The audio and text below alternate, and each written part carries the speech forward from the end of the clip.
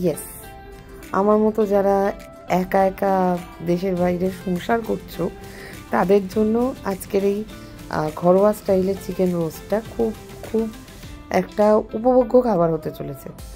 তেল যেহেতু খুব কম অ্যান্ড সেরকম খুব একটা মশলা কিছু নেই, সেই জন্য এটা শরীরের পক্ষেও খুব ভালো হবে, এটুকু বলতে পারি। হাই, দেখতেই পাচ্ছ একদম গ্যাসের সামনে আমি কাতারে এসে ফার্স্ট রান্না।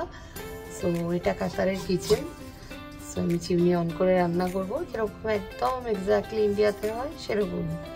সো আমি প্রথমেই চলে যাচ্ছি আজকে কি রান্না হবে। আজকে চিকেন হবে। সো এবার চিকেনটাতে কি কি করব কি না করব সেটা আস্তে আস্তে দেখাচ্ছি। তোমরা দেখতেই পাচ্ছ চিকেন, এটা হচ্ছে ফ্রোজেন চিকেন। এখানে যেটা হয় ফ্রোজেন চিকেন, একদম আমি আগে একটু চিকেনটাকে ধুয়ে নেবো। ফ্রিজে এনে রাখা ছিল, আমি জাস্ট মোটামুটি ঘন্টা দুয়েক আগে এটাকে ভিজিয়ে রেখে গেছি। এবার জাস্ট শুরু করব।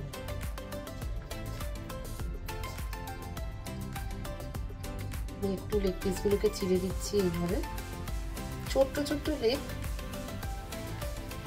এখানে ওরকম বড় বড় পিস তো তোমরা পাবে না, মানে যারাই যে কোনো বিদেশে সবসময় ছোট ছোট জিনিসই হয়।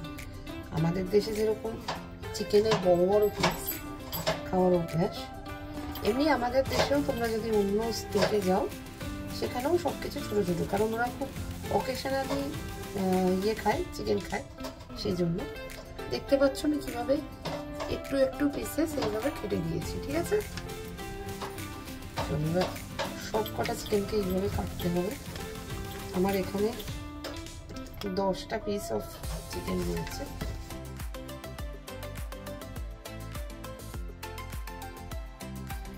আর আমাদের চ্যানেলটা অবশ্যই সাবস্ক্রাইব করবে, মিশন ইম্পসিবল। মিশন ইম্পসিবল একটা Facebook online buying selling group.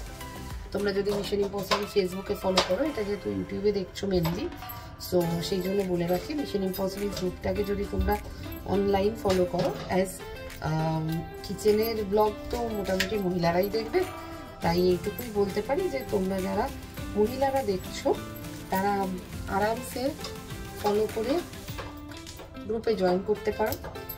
মেয়েদের হাতের নখ থেকে মানে হাতের নখ থেকে পায়ের নখ অব্দি এভরিথিং কেনাকাটা করতে পারবে ওখানে।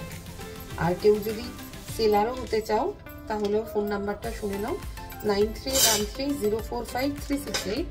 এই নাম্বারে হোয়াটসঅ্যাপ করতে পারো, আমি রুলস বলে দেবো, ঠিক আছে। চলো আমি এবার চিকেনটা গতি করে ফেলি। তোমরা মিশন ইম্পসিবল গ্রুপটা অতি অবশ্যই জয়েন করো, আর এই ইউটিউব চ্যানেলটাকে একটু সাবস্ক্রাইব করো, ঠিক আছে।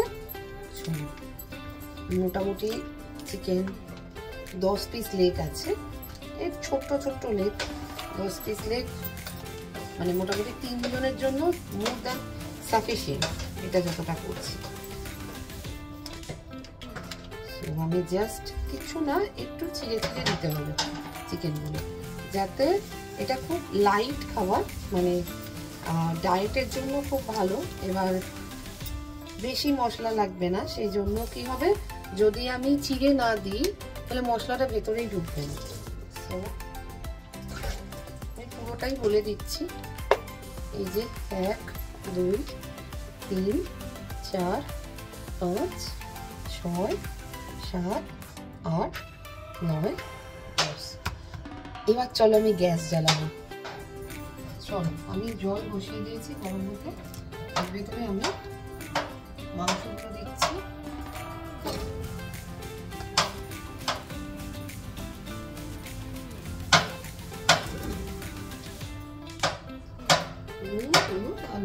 লঙ্কাগুলো বেশি না,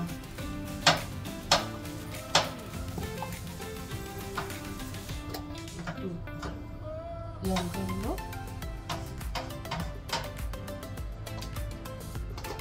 মশলা কিন্তু কম হবে, আর নুনটা দিয়ে দিতে হবে এখনই, কারণ না হলে মাংসের মধ্যে নুনটা ঢুকবে।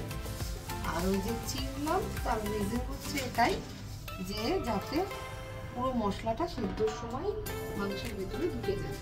মাংসটা কিন্তু মেনলি সেদ্ধ হয়ে যাবে এইভাবে। তারপরে অবশ্যই আমি কড়াতে নিয়ে যাব, কিন্তু কড়ায় যাওয়ার আগে কিন্তু মাংস সেদ্ধ হয়ে যাবে। আমি সবকটা মাংসকে জলের মধ্যে ডুবিয়ে দিলাম। এবার আমরা সেদ্ধ হওয়ার জন্য অপেক্ষা করি। আমি অ্যাকচুয়ালি একটা ডেচকিতে গরম জল করার জন্য জল নিয়েছি। আগে জলটাকে একটু ফুটিয়ে নিই কিছুক্ষণ, তারপরে তার মধ্যে মাংসগুলো দেবো, ঠিক আছে? আর মাংসের সাথে সাথে কি কি দেবো, এটা হচ্ছে নুন, হলুদ আর লঙ্কা গুঁড়ো, ঠিক আছে? চলো, ফ্রাইং প্যান রেডি। এই যে ফ্রাইং প্যান, আর এই হচ্ছে মাংস সিদ্ধ যেটা আমি দেখিয়েছি। মাংস সিদ্ধ অবস্থায় এই গ্যাসে ট্রান্সফার করে দিয়েছি, ঠিক আছে? এখন ঠান্ডা হচ্ছে, আমি ওখান থেকে জাস্ট তুলে তুলে এখানে ট্রান্সফার করবো। ওকে, নুন হলুদ ওর মধ্যে আশা করা যায় ঢুকে গেছে। বাঙালি মানুষ আফটার অল তো সরষের তেল তো মাস্ট। আমি আগে গ্যাসটা বসাই, একদম অল্প একটুখানি তেল, কিন্তু একদম অল্প তেল। এতগুলো লেগ পিস, তাই আমি একদম অল্প তেল দিলাম, তেল রেখে দিলাম। আমি কি করে রেখেছি, এইটার মধ্যে হচ্ছে পেঁয়াজ, আদা, রসুন, লঙ্কা একসাথে বাটা আছে, আর টমেটোটা মিক্সির বাটিটাতেই বেটে রেখে দিয়েছি, ওটাই দিই।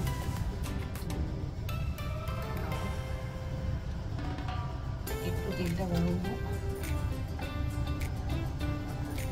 বেশি ভালো হয় যদি অয়েল ব্রাশ দিয়ে অয়েলটাকে ব্রাশ করে তারপর করা হয়, তাহলে অয়েল একটু কম ঢোকে। আমি অ্যাকচুয়ালি সর্ষের তেলের মানে নিজের জন্য শুধু বলে সাদা তেলেই করতাম, কিন্তু চিকেন মাটন একটু যদি সর্ষের তেলে না হয় না, ভালো।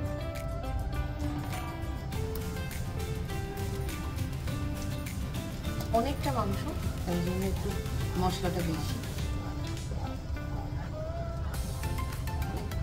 পেঁয়াজ, আদা, রসুন ছাড়া আর কোনো সেই অর্থে সেরকম কিছু মশলা পড়বে না, তাই জন্য এটাকে খুব ভালো করে কষাতে হবে, কারণ আর কিছু মশলা যেহেতু থাকছে না সেই জন্য। ওকে, এবার এটা একটু কষাতে থাকি। মোটামুটি পেঁয়াজ কষানো ডান। এবার আমি টমেটোর পেস্টটা দেব, ঠিক আছে?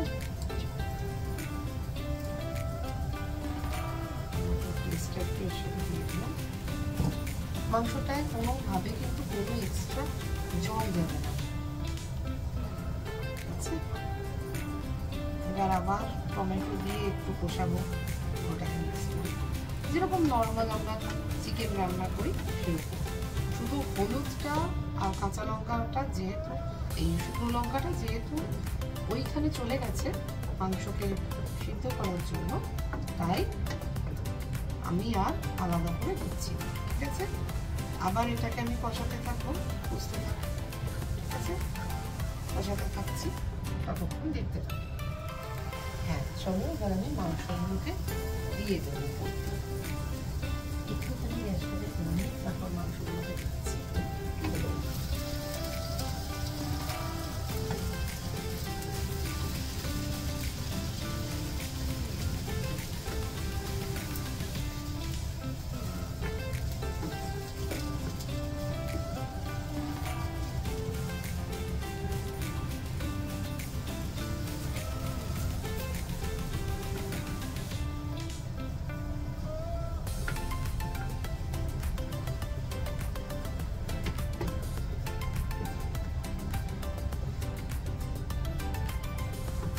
মাংসটাকে একটু নাড়িয়ে চাড়িয়ে, মানে মাংসের গায়ে যাতে পুরোপুরি মশলাগুলো লেগে যায় সেটা করে, একটুও কিন্তু জল দেওয়া যাবে না, বারবার বলছি, কারণ জলটাতেই মেন ফ্যাটটা তৈরি হয়, ঠিক আছে? সেই জন্য আরও বলছি, একটু মাংসটার চারপাশে মশলাটাকে মাখিয়ে দিতে হবে, দিয়ে একদম নর্মালি যেরকম আমরা চিকেন রান্নার জন্য মানে কম আঁচে রেখে, বাঙালি চিকেন যেটা হয় আর কি, কম আঁচে রেখে যেরকম চাপা দিয়ে দিই, এক্স্যাক্টলি সেরকম দিতে হবে।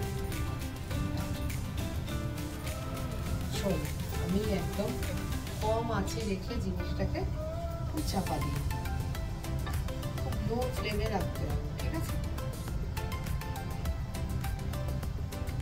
ওর মতো রান্না হোক, আমরা তারপর দেখি ঢাকা খুললে কি বেরোয়। হ্যাঁ, চিকেন রোস্ট ঘরোয়া স্টাইল একদম রেডি। এবার আমি উনুন বন্ধ করছি, ঠিক আছে? দেখতে পাচ্ছ, মাংসগুলোকে দেখেই বুঝতে পারছো চিকেন রোস্ট একদম খুব হালকাভাবে, মানে লাইট ডায়েটের জন্য পারফেক্ট এরকম চিকেন রোস্ট। এবার এটাকে সুন্দর রুটি দিয়ে সার্ভ করলে একদম সুন্দর খেতে লাগে। বিভিন্ন রকম রান্না জানার জন্য বিভিন্ন টাইপের ব্লগ এই ইউটিউব চ্যানেলে তোমরা জন্য একটু সাবস্ক্রাইব করে রাখো, ঠিক আছে?